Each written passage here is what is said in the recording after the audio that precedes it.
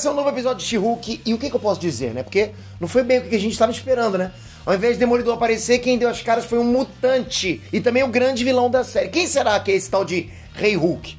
Vem comigo pra gente analisar isso tudo e o que a série tá tentando passar de mensagem por baixo dos panos, ok? Bora ver todos os pontos bons e os pontos ruins desse episódio, porra, que teve o pior CGI já feito na história da Marvel. Eu vou falar muita coisa, vamos lá.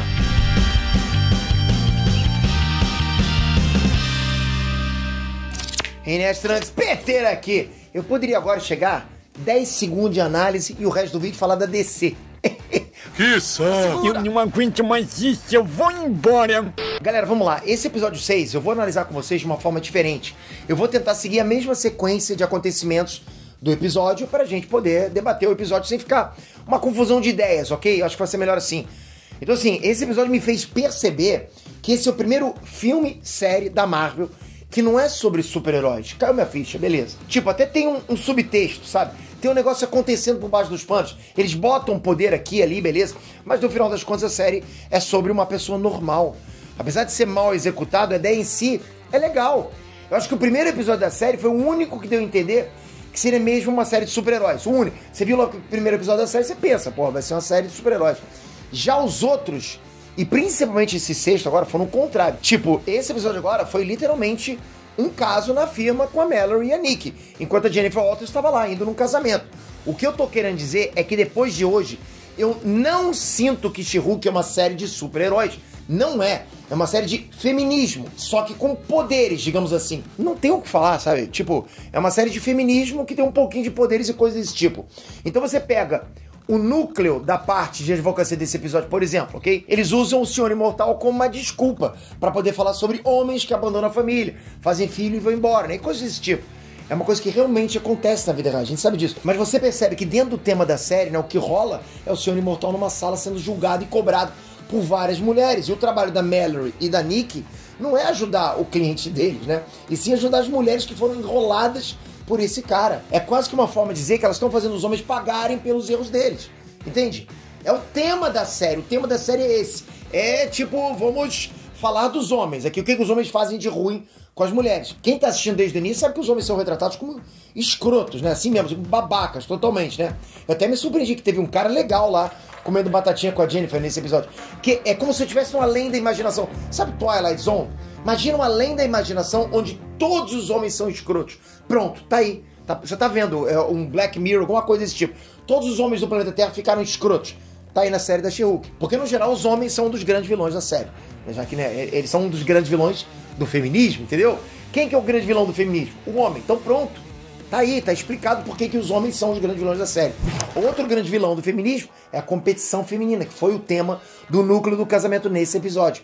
Mas antes de eu entrar nessa parte de casamento, olha, eu queria só explicar uma coisa. Nos quadrinhos, o Senhor Imortal, obviamente, não tem nada a ver com esse da série aí, ok? Esse cara da série não tem nada a ver com o Senhor Imortal. Eu não precisava nem falar isso. Acho que, tipo, é meio óbvio que não tem um personagem da Marvel nos quadrinhos que é tipo, um viciado em seu pai que saiu pra comprar cigarro e nunca mais voltou. A série só pega os personagens dos quadrinhos e transforma eles em alguma caricatura do machismo, sabe, uma paródia do machismo ou alguma coisa assim desse tipo, pra ele servir de humor, sabe, de alívio cômico, pra trabalhar o tema que a série escolheu abordar no episódio. Só que eu queria falar dele porque eu tô vendo muita gente dizendo que o Senhor Imortal é mutante, tipo mutante com gene X.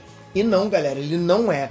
O nome científico da espécie humana é Homo sapiens. E dos mutantes é Homo superior. 2 nomes científicos, tá? E o da espécie do Senhor Imortal é Homo supreme. Ele é o último estágio da evolução humana.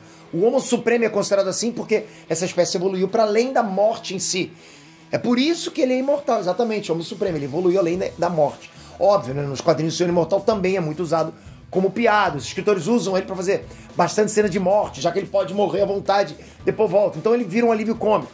E ele até faz parte da divisão de Vingadores que são pura piada. Ele faz parte do Great Lakes Avengers. Eu não sei exatamente como é que seria a tradução pro português, né? Desse nome, desse grupo aí. Mas seria tipo West Coast Avengers, sabe? Do mesmo jeito que eles têm os Vingadores da Costa Oeste, também tem os Great Lake Avengers, que são o grupo de patetas dos Vingadores. Os integrantes principais dessa equipe são o Senhor Imortal, né, que é o líder do time. Ele é engraçado porque ele é inútil. Ele só serve pra morrer. Tipo, quer morrer? Manda esse cara. Tem também o Flatman, que é uma paródia do Reed Richards, né? Parece que amassaram o cara com ferro de passar roupa. Tem o Homem-Porta, que abre portagem lá pra qualquer lugar. Ele é o mais sério do time, digamos assim, tá? E tem a Grande Berta, né? Que é tipo uma modelo magrinha, mas quando usa os poderes ela vira uma gordona invulnerável, que tudo que bate nela balança lá na gordura dela e volta. Até tiro de fuzil, tiro de canhão bate naquela gordura dela e volta. Eu quero ver a Marvel trazendo a Grande Berta pra dar representatividade para as gordinhas, hein? Seria legal. Cadê as gordinhas no CM? Porra, dona Marvel, fala, me ajuda aí. Pior que ia ser complicado isso aí. Porque se botasse as piadas que tem nos quadrinhos, a Marvel ia ser cancelada rapidinho por gordofobia. Tô errado ou tô certo? Pô, vocês sabem. Mas enfim, voltando agora pra série da She-Hulk. O outro núcleo era do casamento, né? Jennifer Walters foi chamada pra ser madrinha do casamento lá. E o tema desse núcleo era competição feminina. É um dos temas do feminismo. Então assim, quem já foi a garota da escola sabe que existe uma hierarquia, sabe?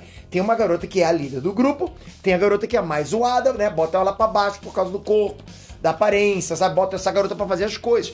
É aquilo, tem uma hierarquia implícita ali, ok? Então a Jennifer já queria chegar no casamento causando, mostrando o corpão dela de She-Hulk, porque, pô, She-Hulk é maradona pra caramba, ela tem um corpão sem nem ter precisado fazer academia. Ela quis mostrar pra todo mundo que depois de todos aqueles anos de escola, ela tá bem de vida pra caramba, né? Ela quis mostrar que ela superou.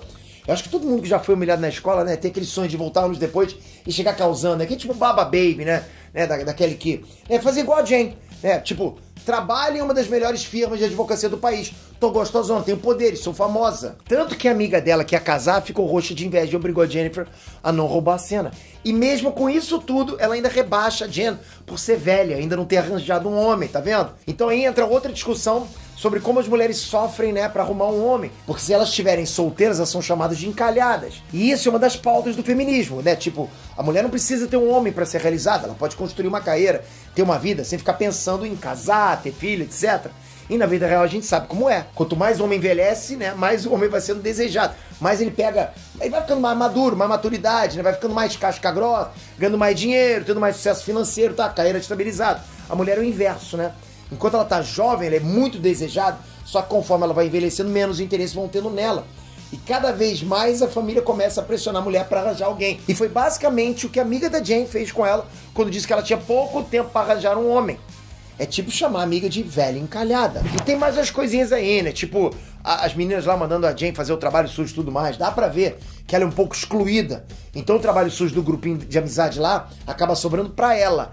Mas no final das contas, quem melhor encarna a ideia de rivalidade feminina é a Titânia. Até por isso que ela foi a principal vilã da série até agora. Eu não tinha me dado conta disso, né? Esse episódio 6 meio que me fez perceber, né? Enquanto aquele cara do antigo escritório de advocacia da Jennifer era o machismo ambulante, a Titânia é a rivalidade feminina ambulante. Ela não tem desejos, ela não tem sentimentos, ela não tem identidade, ela não é uma pessoa real. Ela é literalmente uma rivalidade feminina ambulante. Ela é só isso. Ela fica tentando roubar o nome da Jennifer porque ela ganhou fama, ganhou um spotlight, um holofote, né?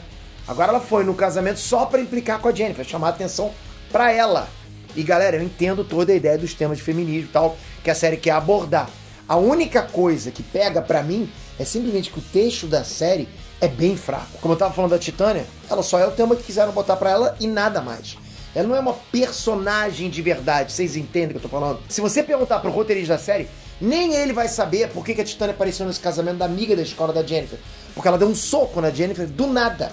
É só tudo muito forçado, sem pé nem cabeça. Ah, Peter, mas é comédia. Tipo, sério, galera, sério.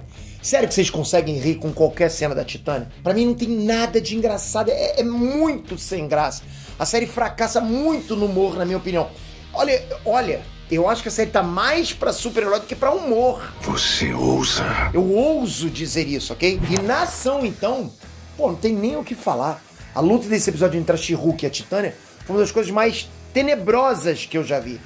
Provavelmente esse foi o pior CGI que eu já vi no CM. Na fase moderna do cinema foi o pior CGI que eu já vi. Eu realmente não consigo me lembrar de CGI pior que esse. Me lembra aí vocês. Quando a She-Hulk abriu a porta com aquele vestidinho rosa, o que foi aquilo? Parecia que alguém tinha recortado a Fiona com um removedor de fundos gratuito lá e jogado ali numa filmagem real, tipo feito pelo Paint. E o pior é que aquele primo da Jennifer, né, gritando e apertando a buzina enquanto bota a música, porra, aquilo ali, ó, é o suco da vergonha alheia. Eu não vou falar cringe não, né? Mas é vergonha alheia pura. você percebe que na cabeça do roteirista aquela cena seria muito engraçada por causa daquele bobalhão gritando. Mas foi engraçada por causa do CGI feioso, aquele CGI horrível. Ou seja, o roteirista escrevendo, o roteirista não vai pensar em CGI, ele vai pensar, porra, eu vou entregar essa parada lá, os caras vão fazer um CGI maravilhoso. Mas foi uma bosta, né? Então a gente ri do CGI, não da cena, porque na cabeça do roteirista aquela cena tava engraçada e não tava também. Nem que tivesse o melhor CGI de todos, não tava. Eu tô percebendo aqui o que eu falei pra vocês lá na análise do episódio 1. Naquele primeiro episódio lá, eles tiveram mais tempo pra polir o CGI, pra jogar nos trailers. Agora, esses últimos episódios, a gente tá vendo como iria ser o CGI da série desde o início, se não tivesse dado uma polidinha no primeiro episódio, né? Uma engraxadinha, né? Enfim, outra coisa polêmica desse episódio foi a Mallory e a Nick descobrindo o site Inteligência. Eu já vou explicar o que esse grupo é nos quadrinhos, ok? Na série, eles botaram primeiro isso como se fosse um Twitter ou Reddit, né? Em estrutura, pelo menos. Design e tal, né? Porque não é uma rede social, é um grupo fechado. Daí você vê lá memes dos chamados nerdolas, né? Tem um que tá assim, peça por igualdade, mas ainda queira que o homem pague o jantar. Tem outro que tá assim, use calças de yoga, mas fique brava quando os homens olhem. E acontece que nesse mesmo bolo lá tem um monte de gente querendo matar a She-Hulk, dizendo que ela tem que morrer, perguntando como é que faz pra matar ela, realmente tentando matar ela. Então, qual é a mensagem que a série quer te passar?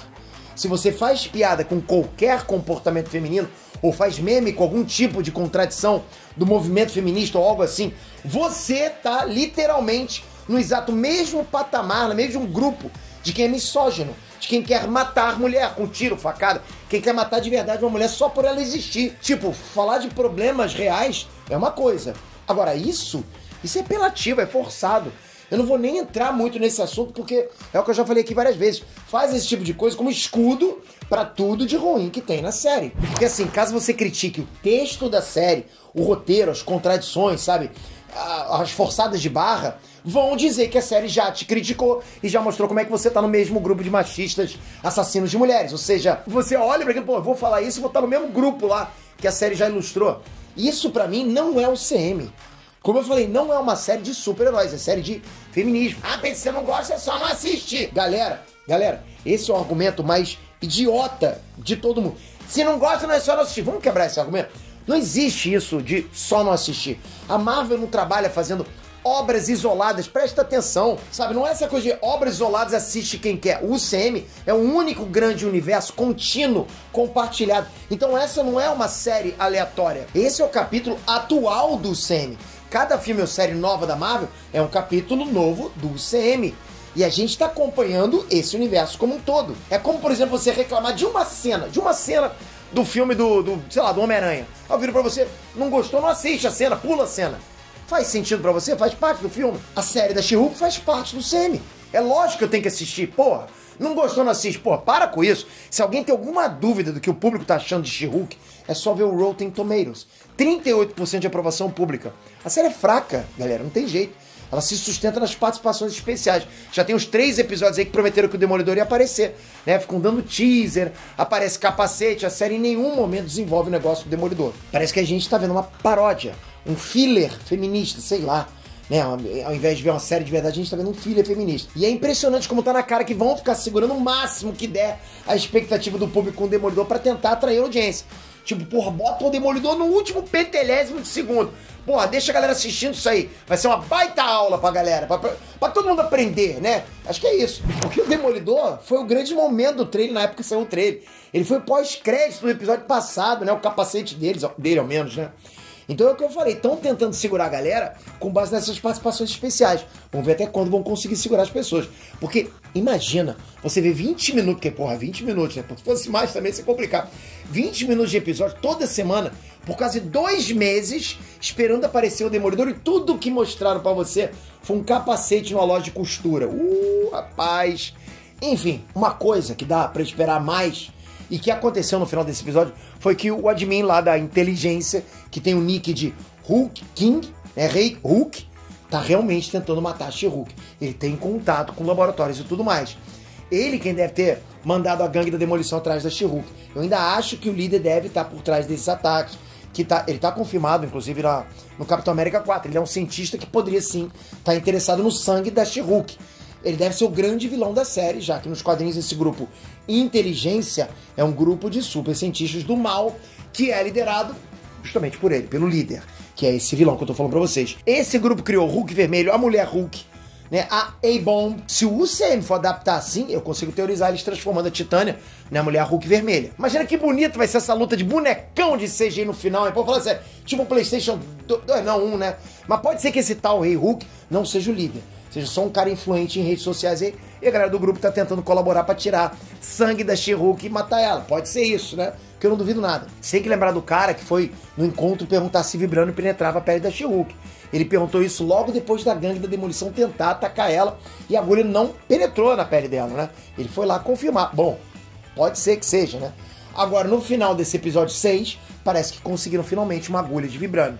Como a gente tá se encaminhando pros episódios finais, eu espero que comece a dar continuidade pra essa trama principal, porque até agora essa série foi filler puro total. Eu tô tentando não pegar tão pesado com a série, eu não quero ser o cara chatão que só reclama, mas ao mesmo tempo esse episódio teve coisas que eu tive que compartilhar com vocês, como eu tava vendo, né? Eu acho o seguinte, se essa fase 4 sempre fosse a fase inicial do Semi, ou seja, se o Semi estivesse começando hoje, agora, né, com essa fase 4, não ia ter fase 2, ok? Ia acabar agora, ninguém ia se interessar mais sobre o eu acho isso. Diz aqui embaixo o que você achou da série como um todo. E tamo junto, se inscreve aqui no canal, ativa o sininho, vou ver todos os comentários. Espero você no próximo vídeo. Obrigado de coração, galera. Bom demais saber que você tá aqui me acompanhando mesmo numa análise dessa. Até a próxima. Fui!